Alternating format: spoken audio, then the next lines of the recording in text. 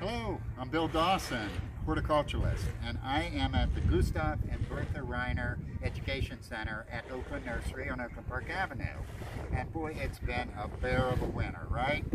We're going to go up here and take a look at some tools and some tasks to do in the very early spring. So it might just be as simple as going out in the yard, picking up some branches and things that have fallen, maybe some toys. Watch out for the dog stuff, and go out and do a quick clean of the yard and survey what you're going to need to do in the next couple weeks. And there's some basic tools that I think everybody ought to have. And my number one tool first, and I always carry them out to the garden, is a good pair of hand pruners. And I say invest in these.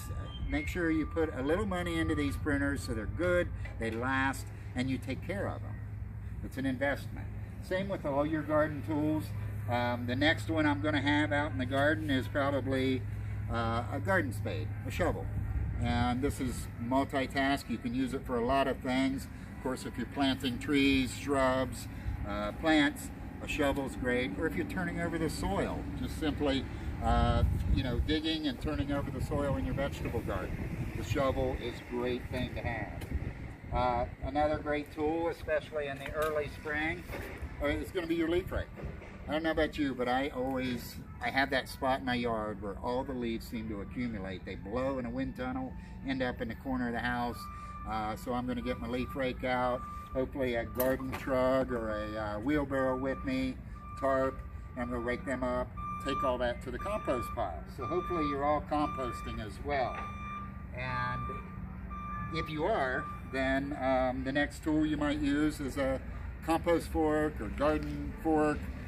These are really handy to use as you're turning your compost pile, stirring it, or digging and breaking up hard soil. You can put it in the ground and pry and dig up your garden soil that way and loosen it. There's a long-handled fork or a short-handled. I like a short-handled where I can really get at it. The next thing you might have in your list of tools is a little Scuffle Hoe. This long-handled Scuffle Hoe, it's kind of D-shaped blade to it, and it works back and forth. You can take it and easily take care of some weeds in the garden just by moving it back and forth. If you get after those weeds every week, doing that very easily, the weeds are never going to get real tall, never going to get tough to get out. But if they do, another great tool is going to be your soil knife or garden trowel. Pop those weeds out, or to plant your annuals, your vegetables, all your plants with a good garden trowel.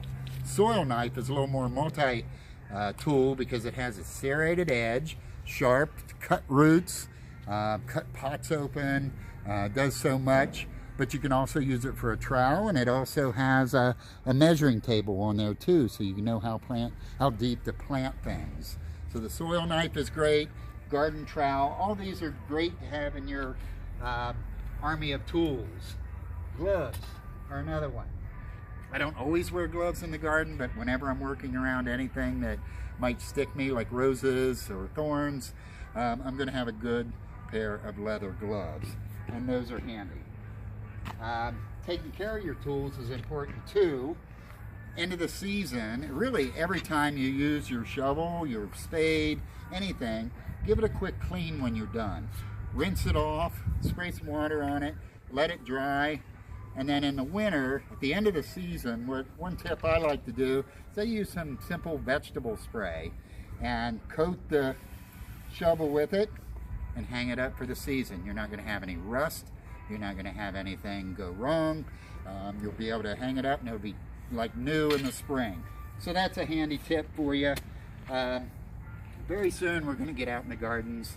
We're going to clean up the yard. We're going to take a look at things.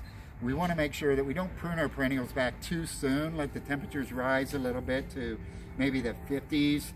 We've got a lot of good bugs among our plants.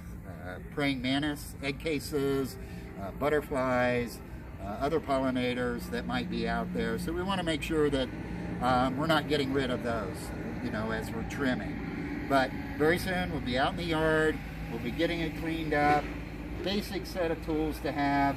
What I showed you, you can also get specialty tools later on in the season. So this is Bill Dawson at Oakland Nursery, and I'll see you next time.